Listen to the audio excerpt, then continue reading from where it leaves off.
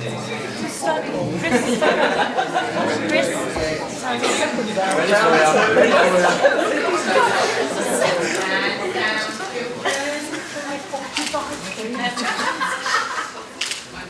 those of you holding a bet. 302. Go, ladies and gentlemen.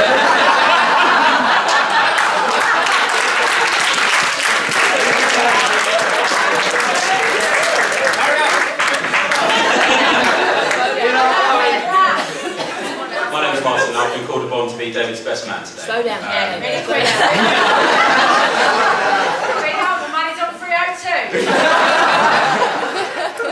I bet no one's got 25. Firstly, I'd just like to thank the bridesmaids for doing such an excellent job. You all look fantastic, as I'm sure everyone will. So, I'd like to ask everyone to join me in a toast to the bridesmaids. I'd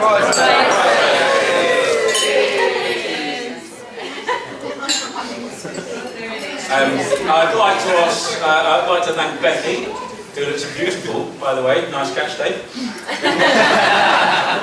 Thank you, Becky, for not having an eye test for the last 5 years. If you had, perhaps you wouldn't be here. So I'd like to ask everyone.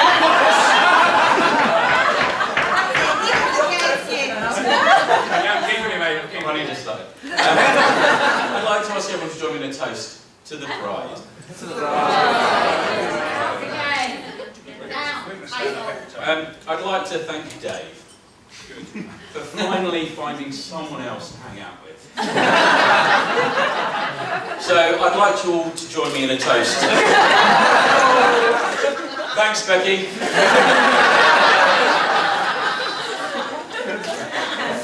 So that's 3 drinks down. Hopefully you'll find the rest of this funny. Right, quickly, I'd like to say to Becky, personal message.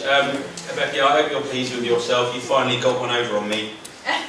You've given him a ring, and he's giving you half of everything. I give him a ring most days, and still nothing.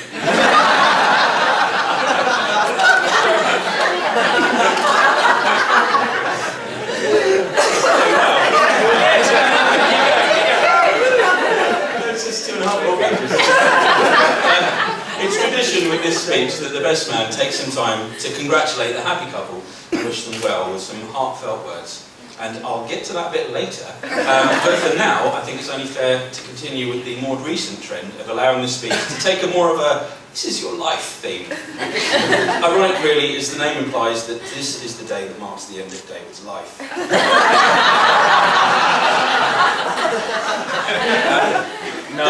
David was a tempestuous chap as a youngster. Many of you knew him through the early years. From what I've heard, I'm glad I didn't. We met when we were 11 at secondary school, but didn't really start to be friends until a couple of years later when we went through the skater boy phase of our lives. Dave and I have seen many highs and lows over the years. The highs include numerous climbing trips, making bonfires, playing with fireworks, throwing fireworks into bonfires, throwing Pringles into bonfires, surprisingly flammable, sitting around bonfires discussing the importance in the universe, and the ongoing argument between all of our friends of, is it possible to have two things that are exactly the same?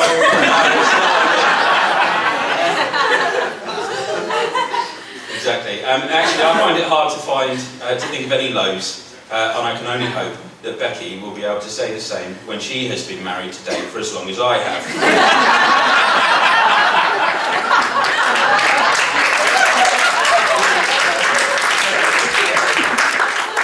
By that, I mean Dave, as a friend, is very similar to a wife in many ways, not least that he gets very annoyed when I'm late for anything. Especially social events. In fact, I'm still trying to work out if he's more pleased to be married or just that I'm not late.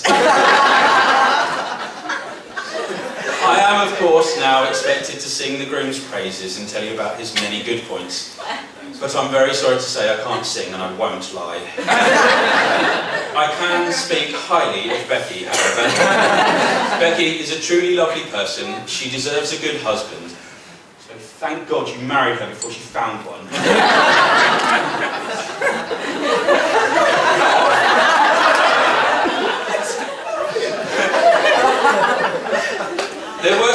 taboo topics I was warned about not mentioning today, so I won't be telling you about Dave's drink problem, or anything to do with any of his ex-girlfriends. I can't, however, guarantee that he won't demonstrate the drinking issue later, but we can at least be rest assured that his exes won't be showing up thanks to the last outbreak of foot and mouth a few years ago.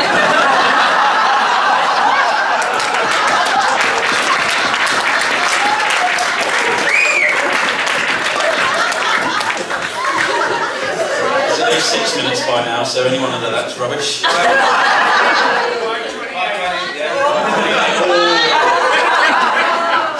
Sorry, Chris. I have quickly got a few letters to read from absentees. One addressed to Becky.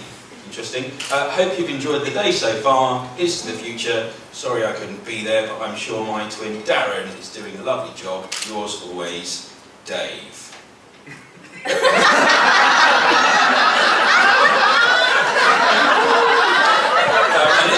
Here's one just to Dave. Sorry to hear the news. We'll miss you lots, all the girls at the Fort William Pussycat Lounge. Right, so that's that done. As many of you know, Dave has previously been my best man, and that went so well I intend on asking him to do it again next time. Hopefully by now he'll be thinking the same about me.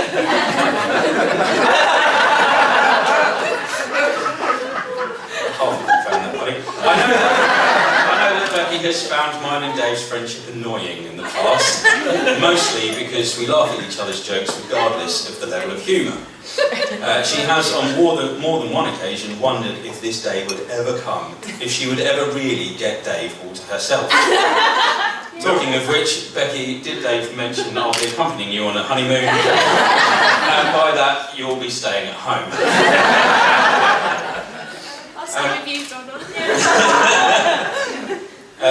Becky has been also worried about one small part of the day in particular, and she fully expected someone would find it funny to object to the union at that vital moment.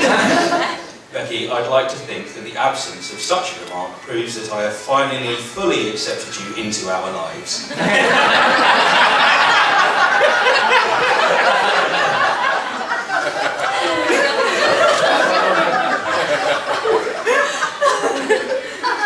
I'm glad that Dave has found someone to share his special moments with, someone to grow old with and remember the good times with, someone who will treat him as he deserves to be treated and who he can dedicate his life to. In fact, I'm not sure there's going to be much time left to see Becky.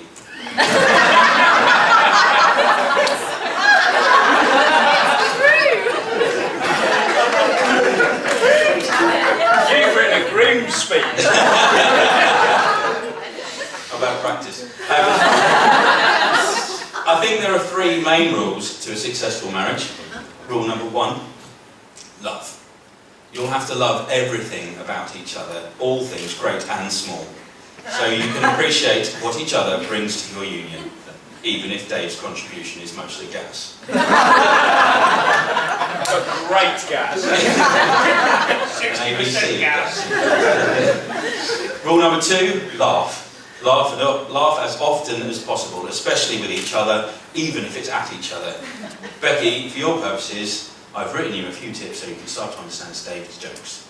I'll pass to you later. Thank you. I need them. Rule number 3, compromise. You'll both have to remember to talk things through and work together to make all of Becky's decisions work.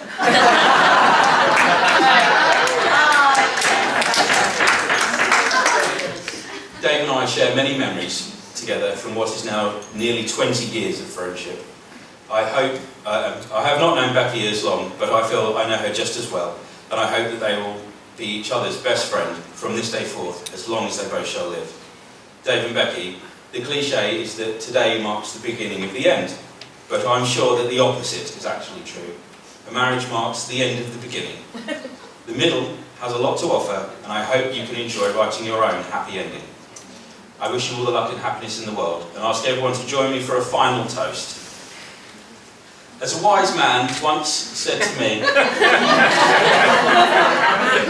may your wedding nights be like a dining room table, all legs and no drawers. Ladies and gentlemen, the happy couple. Who's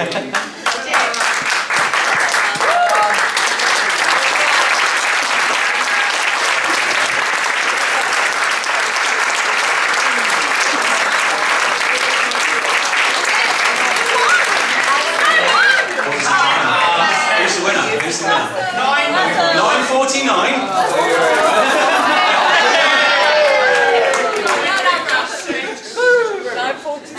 I do have a small other thing to say. This is a special dedication today from Becky, from all of the students at Becky's school in Becky's class, and it's a wedding cake recipe that they've written for her.